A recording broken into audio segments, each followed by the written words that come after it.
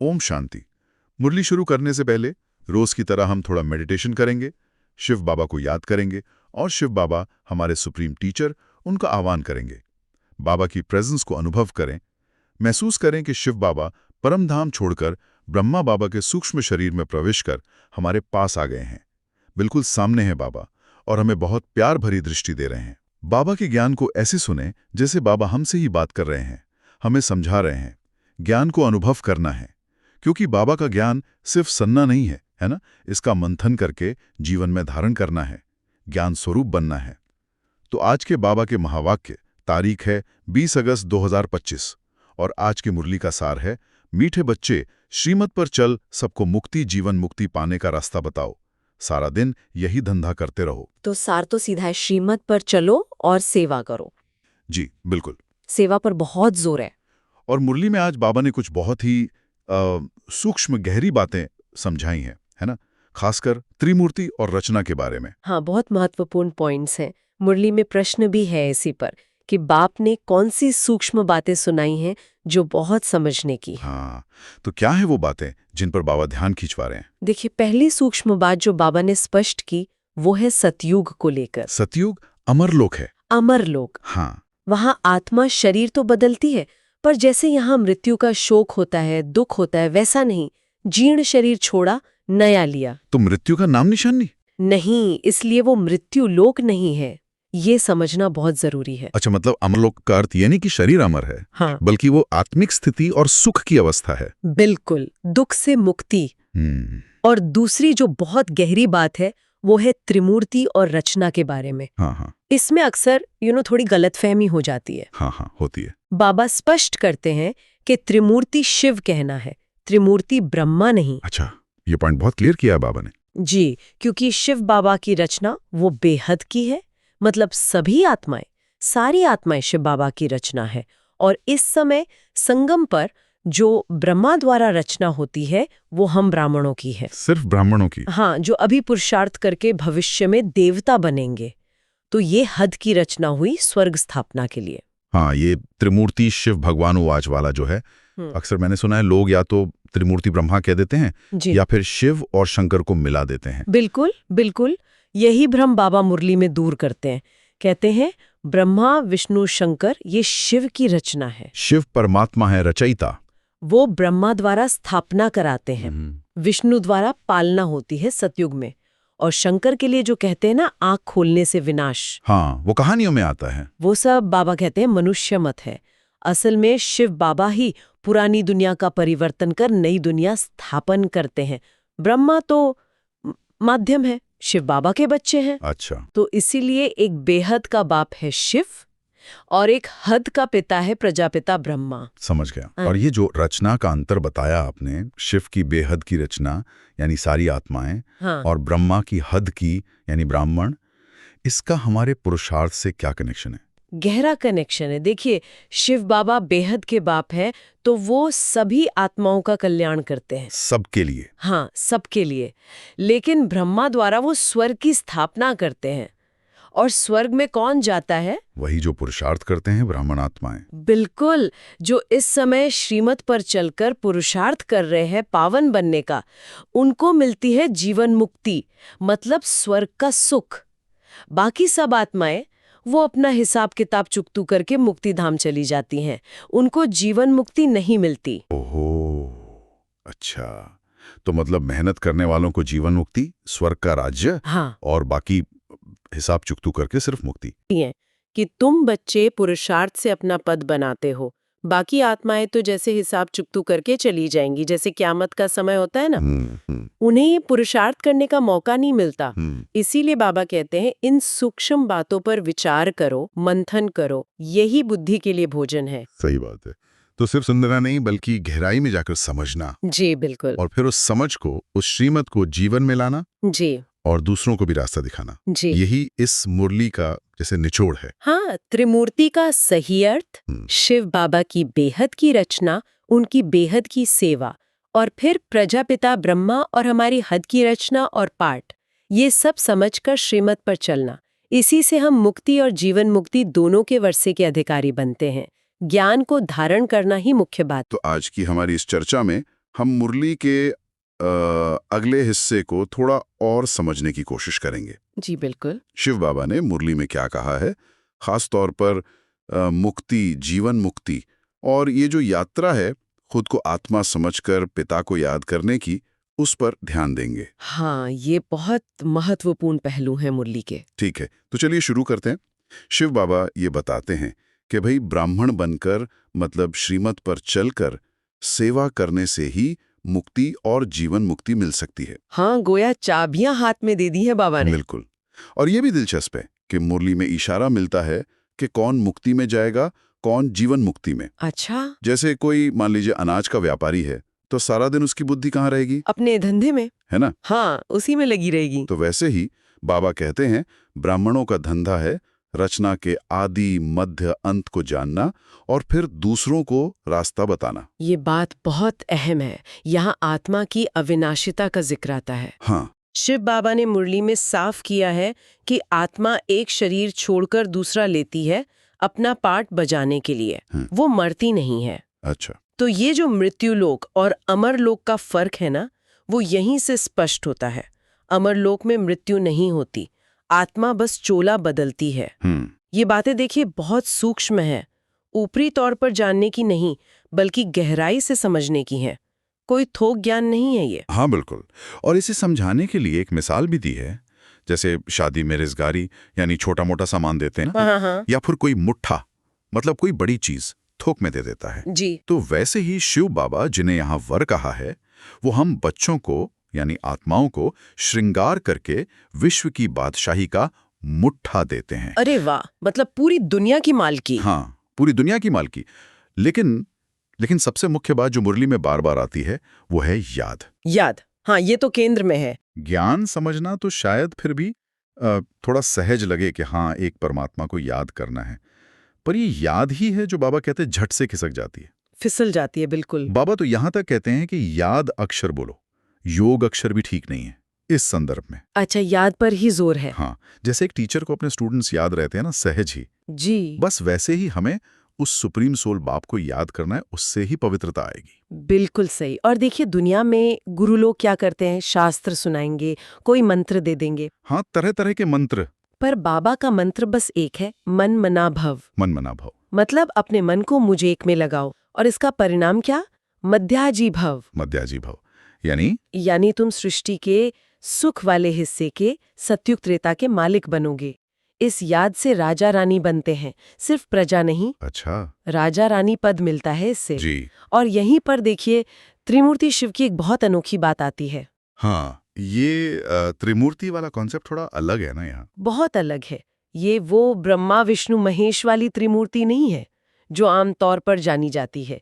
यहाँ इसका मतलब है शिव परमात्मा जो रचयिता है, रचयिता शिव, और वो ब्रह्मा तन द्वारा नई दुनिया की स्थापना कराते हैं और ब्राह्मणों को रचते हैं, पढ़ाते हैं। तो जो ये कहते हैं कि हम सब ब्राह्मण भाई बहन हैं, उसका आधार यही है। हाँ, मुरली यही स्पष्ट करती है, क्योंकि प्रजापिता ब्रह्मा द्वारा रचे गए हैं, इसलिए आपस में भाई बहन हुए। ये एक गहरी आंतरिक समझ की बात है, बाहरी नहीं। एक विश्व परिवार वाली भावना। बिल्कुल। और जरा सोचिए, इतनी खुशी होनी चाहिए कि हमें पढ़ाने वाला कौन है? कौन है? स्वयं त्रिमूर्ति शिव। त्रिमूर्ति शिव पढ़ा रहे हैं। हाँ, और इसमें ब्रह्मा का पाठ मुरली कहती है संगम युग में बहुत थोड़ा है, बस एक ही जन्म का। सिर्फ एक जन्म का, जबकि देवताओं का राज्य तो वो तो सतयुग में 8 जन्म चलता है, फिर त्रेता में वो क्षत्रिय कहलाते हैं। ये बहुत गुह्य पॉइंट्स हैं, बाबा कहते हैं। धीरे धीरे समझने वाले हैं। हाँ, ये बातें एकदम गहरी हैं। और मुरली में एक और बात पर ध्यान दिलाया गया है। अक्सर लोग क्या करते हैं, त्रिमूर्ति ब्रह्मा कह देते हैं। हाँ, सुना है मैंने भी। और ऐसा कहकर वो शिव को जैसे समीकरण से ही बाहर कर देते हैं, उनके महत्व को कम कर देते हैं। तो शिव बाबा इस समझ को ठीक करते हैं। वो कहते हैं हम त्रिमूर्ति शिव कहते हैं। त्रिमूर्ति शिव? हाँ, मतलब शिव ही मुख्य है जो ब्रह्मा द्वारा प्रजा रचते हैं, जिससे फिर देवता बनते हैं। वो जो चित्र वगैरह है ना भक्ति मार्ग के त्रिमूर्ति ब्रह्मा वाले, हाँ, जो हम देखते हैं, वो ज्ञान मार्ग से अलग बताए गए हैं। अच्छा, ये स्पष्टीकरण जरूरी था। और अंत में शिव बाबा विनाश की बात भी करते हैं मुरली में। जी, परिवर्तन की बात। हाँ, तर्क ये है कि भाई कलयुग के बाद सतयुग आना है, तो इस पुरानी दुनिया का इतने सारे शरीरों का परिवर्तन तो होना ही है। निश्चित है। इसमें नेचुरल कैलामिटीज मतलब प्राकृतिक आपदाओं का भी जिक्र है। हाँ, वो भी आएंगी। और ये सब बातें सिर्फ कहने की नहीं बल्कि बाबा कहते हैं प्रैक्टिकल में होनी है। बिल्कुल, जैसे वो मिसाल देते हैं ना, द्वारिका या लंका पानी के नीचे चली गई, ये गाया जाता है। हाँ, ये कहानियां तो हैं। तो ये सब होना है। तो मुरली के इस भाग को अगर हम संक्षेप में देखें तो हमने मुक्ति, जीवन मुक्ति के लक्ष्य को समझा, आत्मा की अविनाशी प्रकृति को जाना। हाँ, और याद के महत्व को बहुत गहराई से देखा, और ये त्रिमूर्ति शिव और ब्रह्मा की जो विशेष भूमिकाएं हैं उन पर भी गौर किया। बिल्कुल, और साथ ही ये भी समझा कि ये ज्ञान कितना सूक्ष्म है और कैसे विश्व परिवर्तन के लिए पुरानी दुनिया का विनाश भी एक निश्चित हिस्सा बताया गया है। सही बात है कि शिव बाबा अपने मुख्य कार्य के बारे में क्या समझा रहे हैं। बिल्कुल, इस हिस्से का आप कह सकती हैं केंद्र बिंदु ही है परिवर्तन। शिव बाबा मुरली में बहुत स्पष्ट करते हैं, मैं आया हूँ पत्थर बुद्धि वालों को पारस बुद्धि बनाने। पत्थर बुद्धि यानी वो समझ जो मतलब सांसारिक चीजों में फंसी है, और पारस बुद्धि मतलब दिव्य। हाँ बिल्कुल, पत्थर बुद्धि मतलब विकारों में, आकर्षणों में फंसी बुद्धि, और पारस बुद्धि यानी एकदम दिव्य, विवेकशील, पवित्र समझ।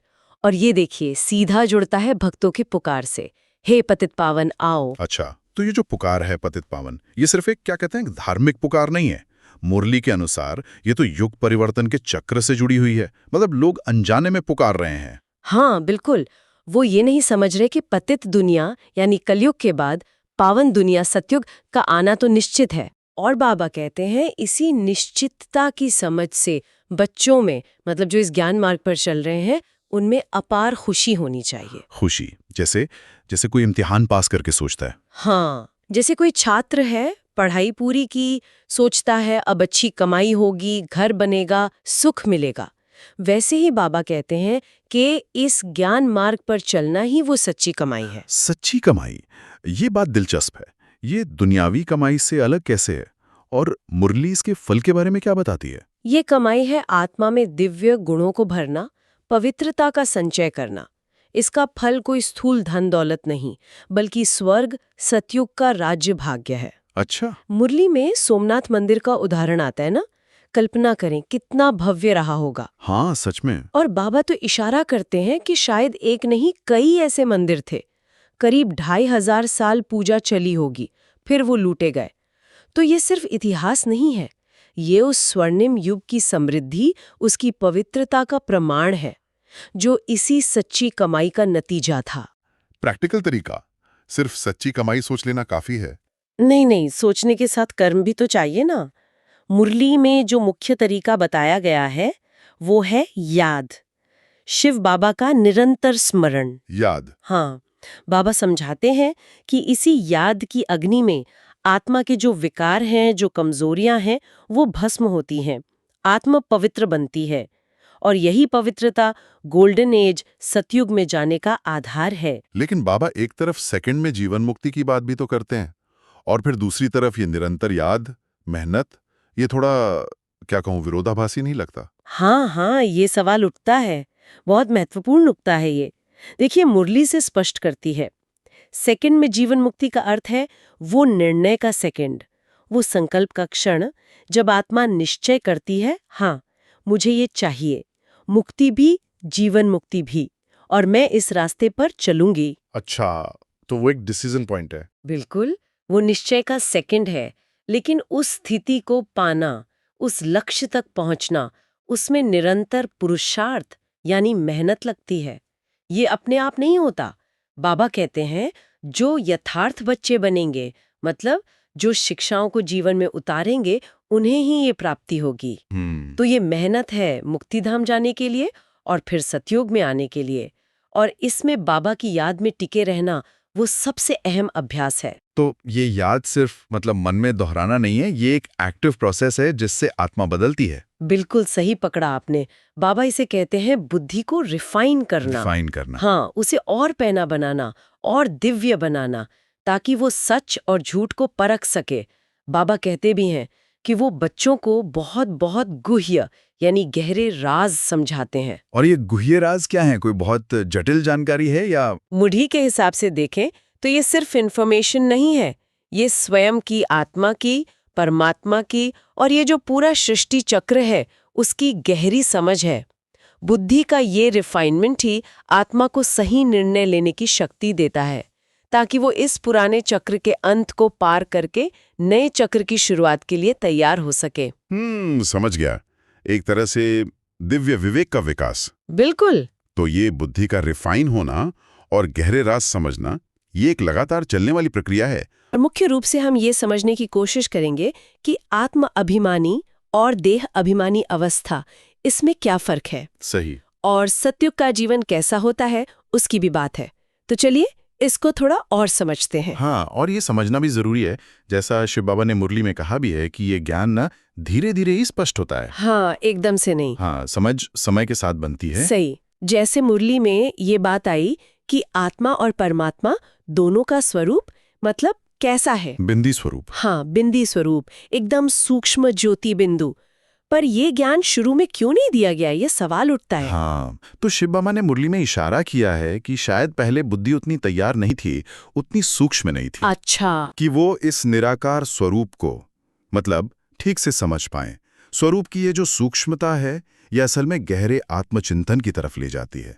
हाँ। और यही समझ तो फिर आत्माभिमानी बनने का आधार है। मतलब खुद को देह से अलग वो चैतन्य बिंदी महसूस करना। बिल्कुल। और इसी का फर्क, मतलब आत्माभिमानी और देह अभिमानी का फर्क, सतयुग और कलयुग या कहे रावण राज्य के वर्णन में साफ दिखता है। हाँ, साफ दिखता है। शिव बाबा ने मुरली में कहा है कि रावण राज्य है जहां मनुष्य क्या है, देह अभिमानी है, शरीर के भान में रहता है। जी। और इसके बिल्कुल उलट सतयुग में वहां सब आत्माभिमानी स्थिति में होते हैं। हाँ, उन्हें वो याद रहती है। हाँ, उन्हें ये स्मृति सहज रहती है कि आत्मा तो अविनाशी है, एक शरीर छोड़ा दूसरा लिया। जैसे कपड़े बदलें। बिल्कुल, जैसे पुराना वस्त्र छोड़ा नया पहना। आत्मा को पता है, अच्छा ये शरीर अब पूरा हुआ, अब इसे छोड़कर फिर छोटा नया शरीर लेना है। एक सहजता है उसमें। हाँ, सहजता है। जी हाँ। जबकि यहाँ कलयुग में मृत्यु का कोई भरोसा नहीं, कब किसको अकाल मृत्यु भी हो जाती है। जी बिल्कुल। ये चेतना के स्तर का ही फर्क है। सतयुग में शरीर बदलने को लेकर एक स्वाभाविक स्वीकृति है, दुख या डर नहीं है। सही। आत्मा का सफर चलता रहता है। पर रावण राज्य में शरीर छूटने पर दुख है, मोह है, अनिश्चितता है, क्योंकि वो देह का अभिमान बहुत ज्यादा है। बहुत गहरा है।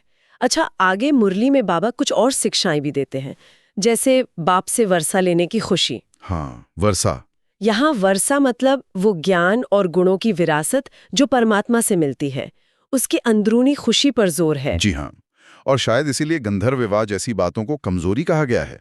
हो सकता है वो देहभान या आकर्षण पर आधारित हो। हाँ, हो सकता है। जबकि यहाँ तो आत्मिक स्थिति और परमात्मा से मिलने वाले सच्चे सुख की बात है। और पवित्रता पर भी बहुत जोर दिया गया है। शिव बाबा ने मुरली में ये भी कहा कि अगर कोई कुमारी पवित्र रहने का पक्का निश्चय कर ले तो उसे कोई नुकसान नहीं पहुंचा सकता। बिल्कुल। ज्ञान ही रक्षक है, ज्ञान की कमी से ही डर लगता है। बिल्कुल। यहाँ तक कि दुनिया के कानून का भी उदाहरण दिया है। हाँ, दिया है। जैसे छोटी बच्ची या जानवरों को भी मारने पर सजा है, तो ज्ञान मार्ग पर चलने वालों की सुरक्षा तो परमात्मा करते ही हैं।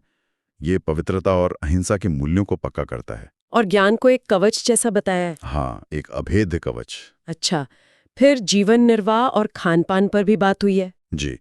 शिव बाबा ने मुरली में कहा कि कुमार मतलब अविवाहित पुरुष अपना गुजारा कर सकते हैं और खाने पीने का बहुत ज्यादा शौक नहीं रखना चाहिए। सादगी। हाँ। और एक तुलना भी की है कि एक साधारण आदमी का पेट शायद 4-5 रुपए में भर जाए। हाँ बिल्कुल। लेकिन अमीर आदमी को 400-500 रुपए भी कम लगे। सही बात। तो संदेश ये है कि पैसा ज्यादा होने से अक्सर हबच होती है, मतलब व्यर्थ खर्चा। हाँ, फिजूल खर्ची, अनावश्यक इच्छाएं बढ़ जाती हैं। जबकि गरीब वो थोड़ी सूखी रोटी में भी संतुष्ट रहते हैं। सही। तो यहाँ जीवन में सादगी, संतोष और जरूरतें कम रखने का गहरा संदेश है। मुरली के अनुसार गरीबों के पास शायद साधन कम हो, पर उनमें वो व्यर्थ खर्च की आदत भी कम होती है। संतोष बहुत बड़ा गुण है। हाँ, संतोष वो अंदरूनी खुशी देता है। अच्छा, और फिर आता है सतयुग का वर्णन। हाँ, कितना सुंदर वर्णन है।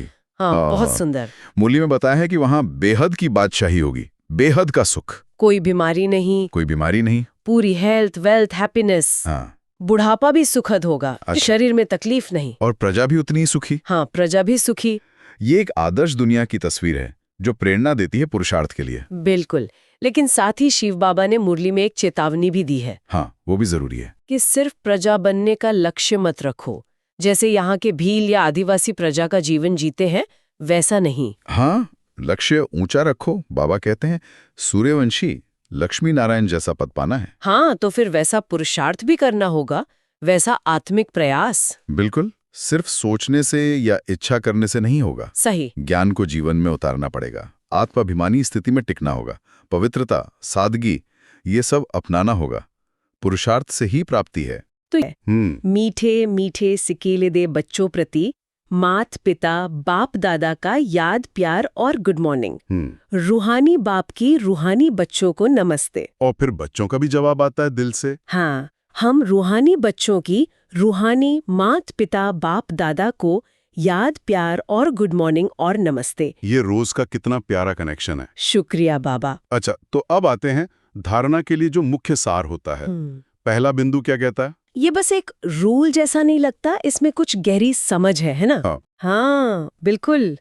पहला बिंदु याद दिलाता है कि हम सब एक रूहानी परिवार है, मतलब ब्रह्मा की रचना, भाई बहन। और इसे बाहर चलाने की जरूरत नहीं है, बस अंदर महसूस करना है और इस खुशी में रहना है कि अरे स्वयं परमात्मा शिव बाबा हमें पढ़ा रहे हैं। अच्छा। हाँ, तो ये बाहरी दिखावे से ज्यादा अंदर की फीलिंग की बात है, अपनी असलियत में टिकने की। मतलब फोकस बाहर क्या दिख रहा है उस पे नहीं, बल्कि अंदर के कनेक्शन और ज्ञान पर है। ठीक है। और दूसरा बिंदु वो खान पान से जुड़ा हुआ है। हाँ जी, दूसरा बिंदु कहता है कि खान पान की जो छोटी छोटी छाया होती ना, या लालच, मुरली में जैसे हब्ज कहा है, हब्ज, हाँ, उससे ऊपर उठो। और ये सिर्फ खाने तक नहीं है, मतलब किसी भी छोटी मोटी चीज के पीछे भागने से बचना है। ओके। याद दिलाया है कि हमें तो बेहद की बादशाही मिलनी है, असीम सुख। तो इन छोटी चीजों में क्यों लजना? जब बड़ा लक्ष्य सामने हो तो ये छोटे आकर्षण फीके पड़ जाते हैं। हाँ, ये बैलेंस बनाना बड़ा जरूरी है, दुनिया में रहते हुए भी उसके छोटे छोटे मोह से ऊपर उठना।